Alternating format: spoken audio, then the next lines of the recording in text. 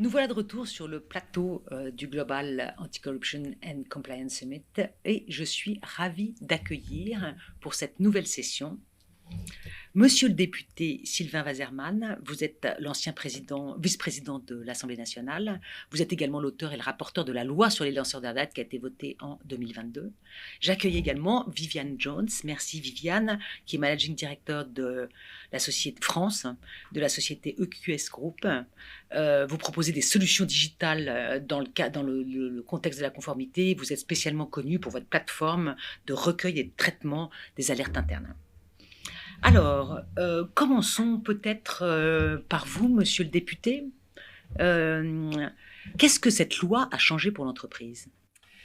Alors, je suis ancien député et dans ce mandat, j'avais travaillé sur cette loi, en effet. Ça change beaucoup de choses. Ça change beaucoup de choses parce qu'on a pris la vie d'un lanceur d'alerte, toutes les étapes de la vie d'un lanceur d'alerte en entreprise ou dans une organisation, depuis les premières questions qu'il se pose jusqu'à, en pratique, qu'est-ce que je vais faire, qu'est-ce que je risque, qu'est-ce qui va m'arriver.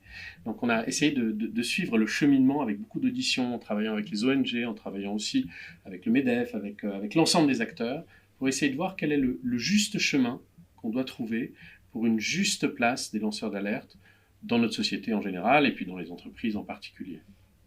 Ce que ça change, c'est deux choses majeures.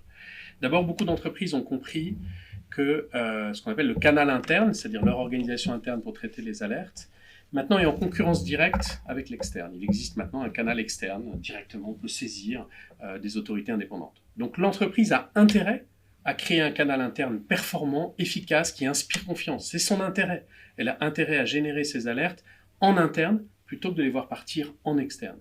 Et donc ça change tout. Avant, zéro alerte, zéro problème, ça allait bien à beaucoup de monde, le canal interne ne marche pas, ça inquiétait personne. Aujourd'hui, on a intérêt à créer cette performance, et ça tombe bien, parce que les entreprises sont habituées à la performance, sont habituées à la mise en concurrence, et surtout, la loi ne leur dit pas comment faire les choses. La loi leur laisse une grande marge de manœuvre sur la mise en œuvre de ce canal interne. Et puis peut-être dernière chose, cette loi, elle change aussi l'approche de l'alerte. Un lanceur d'alerte aujourd'hui, c'est pas seulement Edward Snowden ou des grands noms comme ça, ou des giga affaires de corruption. C'est aussi la vie quotidienne d'une entreprise. C'est aussi quand les gens viennent la boule au ventre parce que ils sont issus de l'immigration et qu'il y a des blagues plus ou moins racistes qui circulent dans le service. Quand une femme est mal à l'aise parce que le climat ou les allusions ou les blagues créent un climat de défiance ou de mal-être. Et le lanceur d'alerte, c'est aussi des signalements quand ces situations existent entre collègues, par exemple.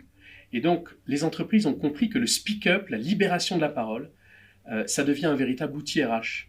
Et pas que le petit sujet du traitement des lanceurs d'alerte sur les gros problèmes, c'est aussi une question de bien-être. Et de valeur. Et puis et de valeur. C'est-à-dire qu'un lanceur d'alerte aujourd'hui, c'est d'abord quelqu'un qui aime son entreprise et qui dit l'entreprise que je veux, c'est pas celle-là. Et je me reconnais pas dans ce qui se passe là, donc je le signale. Et ce changement de regard, à la fois sur le canal interne, à la fois sur les lanceurs d'alerte, je crois que c'est les impacts majeurs de cette loi. Merci beaucoup Sylvain. À vous, Sylvain va nous parler de la vie quotidienne de l'entreprise. Est-ce que vous pouvez nous dire ce qui fait qu'un dispositif d'alerte est efficace ? Oui, bien sûr, et je pense que ce que M. Waserman vient de dire, d'inspirer confiance. Il faut vraiment que ça inspire confiance. Comment ? Donc la protection des données, c'est bien sûr important pour tout le monde. La confidentialité, l'anonymat, surtout. Et puis également l'implication de l'instance dirigeante de la société. Donc pour bien expliquer que c'est dans l'intérêt des individus, aussi bien que de l'entreprise, pour la protection de la réputation de l'entreprise. Donc ça, c'est première chose. Et puis également, il y a une grande partie maintenant avec la déhiérarchisation, c'est-à-dire la sensibilisation des collaborateurs. Donc oui, quand on lance notre dispositif d'alerte, il faut bien communiquer, mais il faut communiquer en continu pour que les collaborateurs soient au courant et peuvent donc lancer l'alerte quand il y a un moment qui est difficile. Merci beaucoup à tous les deux. Merci à vous. J'espère que vous avez pris du plaisir à participer à cette vidéo et au GATS de façon plus générale. J'espère qu'on se verra l'année prochaine. À très bientôt et encore merci pour vos éclairages. Merci. Au revoir.